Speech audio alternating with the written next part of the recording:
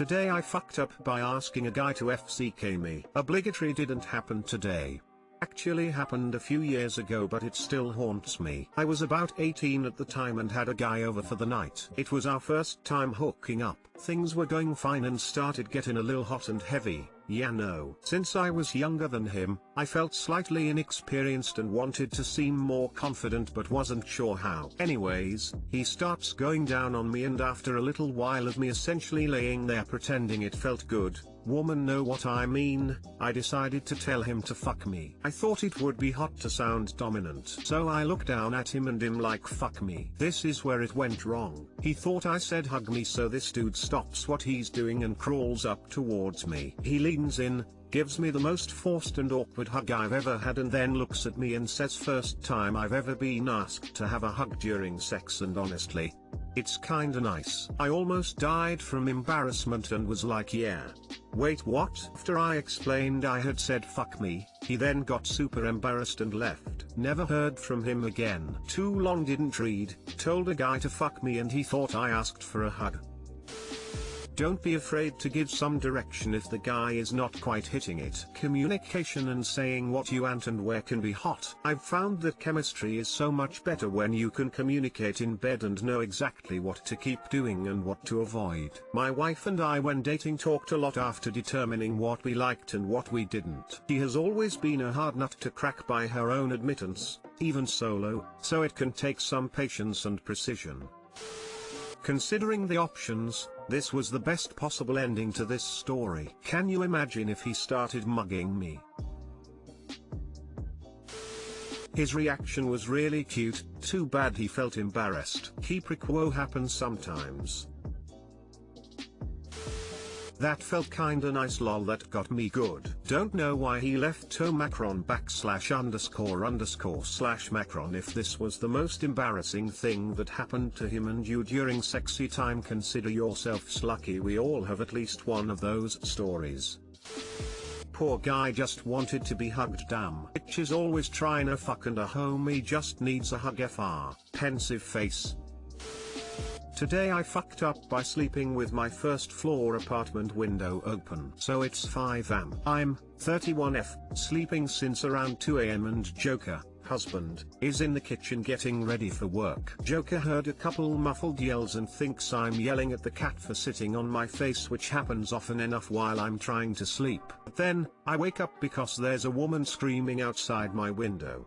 Like she was really screaming and literally 2 foot away from the open window. So in my days I started screaming at the top of my lungs, like horror movie style. So I shoot out of bed and run for the bedroom door, which is where Joker and I run into each other, and I'm terrified and asking him what's happening. I don't think at that point I knew a woman screaming is what woke me, and he has no fucking idea, and I'm panicking, and then he hears a scream coming from behind me and it sounds like it's inside the bedroom, so he ends up pretty fucking terrified himself, and the look on his face scares me even more because if he's scared I'm scared. So we end up just screaming together for a second. And having just woken up, I'm literally thinking the world is fucking ending, man. Then Joker moves me and runs to check the room, and then we both look out the window and there we see a chick sitting on the ground still screaming. At first glance I thought she had fallen or jumped out a window from above, but then we notice the cops who are further away on the sidewalks saying we got this, close the window. So then we finally figure out we are fine, but adrenaline has us both shaking and holding each other like everything is fine, while we have to listen to this girl screaming like she's being murdered while she's being strapped to a gurney and screaming that she's going to slit her own throat. And so, after we settle down a bit and start even laughing a bit, and then I'm like, where's the cat?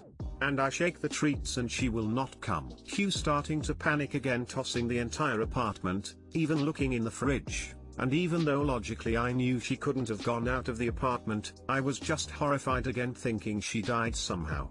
Anyway, she was hiding in an obscure corner and wouldn't come out for a little while. TL, doctor slept with window open, crazy woman screams bloody murder outside of our window, causing us both to become terrified for our lives in the confusion. Will not be sleeping with the windows open again.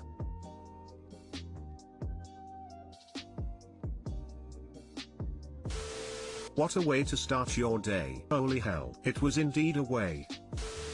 I was confused by how the woman would be outside your window, but it turns out what Americans might call the first floor is known as the ground floor, road level, in the UK. Yes, ground floor is where I'm at.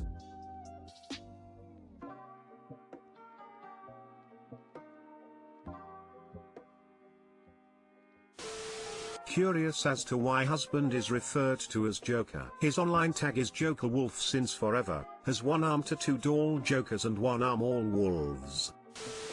Hope the kitty is okay and got some trauma-free snacks. This cat is treat obsessed. So when she wouldn't come for some treats I was immediately worried, but trying to convince myself she was fine, which lasted a whole minute since I was still in panic mode from before. We ended up finding her under the TV stand in the living room. He wouldn't come out until Joker left for work, much to my dismay. And when I finally coaxed her out, laying on the floor softly talking, she oh so slowly tiptoes around me and the apartment, but won't go into the bedroom for a good half hour. She got a lot of treats today. She's okay. We are all okay. Lol, I can't stop reliving the morning in my head though. If I ever see that look on my husband's face again I will know we are about to die. Lol.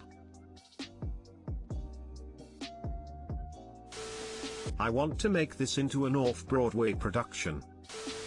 Today I fucked up by smacking my wife in front of the mailman. Obligatory, this didn't happen today, but a few years ago. We live in a southeastern US state, where the summers are hot, the people are, mostly, friendly, and yellow jackets are a thing, beyond just being a university mascot. Those readers who have had experience with yellow jackets understand how aggressive they are. When you see yellow jackets you run fast, because they will chase you down, and their stings are vicious. My wife and I were working in the front yard one day, and she unknowingly exposed a yellow jacket nest. They came swarming out and went directly at her, forcing her to run away, and the clearest path was into the street. Fortunately we live on a street with very little traffic. I saw what was happening and ran over to help. The good news was she got far enough away that most of the yellow jackets gave up. The bad news was, two of them were more stubborn than the others, and were on her back crawling toward her neck. I immediately began smacking at her back to try to kill or stun the yellow jackets, and she was screaming incoherently. We finally succeeded in getting the yellow jackets off and happened to turn around and see the mailman staring at us. Just stopped at our mailbox, mouth agape, watching me beat the heck out of my wife's back and her yelling. Awkward standoff as he tried to process the scene. After much pleading and explaining,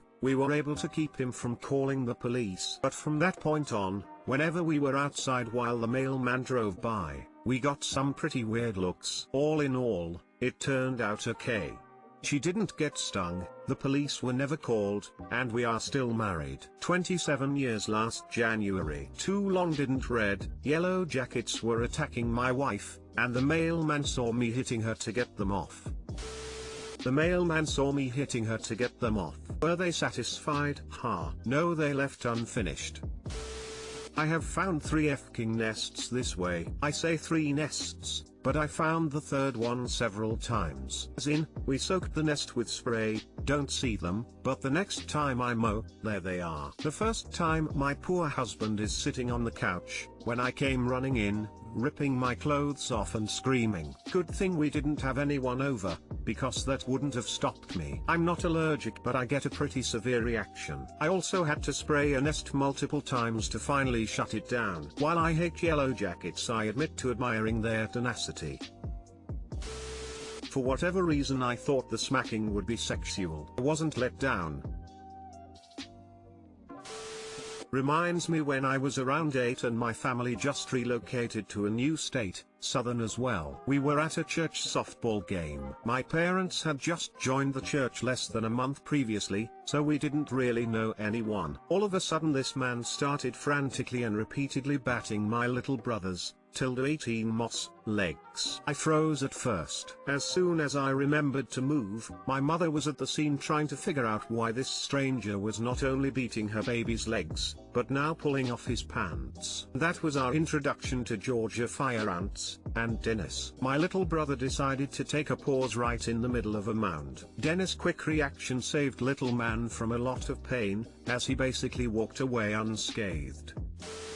When I was a kid, around 9 or 10 years old, I messed around with the hornet's nest and they came after me. I ran away screaming, and my older brother came running over to see what the problem was and started hitting my back to knock them off. My mom came outside to see what was going on, and started yelling at him for beating me, and she got even madder because he would not stop. I do not think I have ever seen her madder than at that moment. In the end, he either killed them or knocked them off me, and we explained to my mother what was going on. She then yelled at me for messing with the hornets in the first place. I do not think I have ever seen her madder than at that moment. Would you say she was madder than a hornet?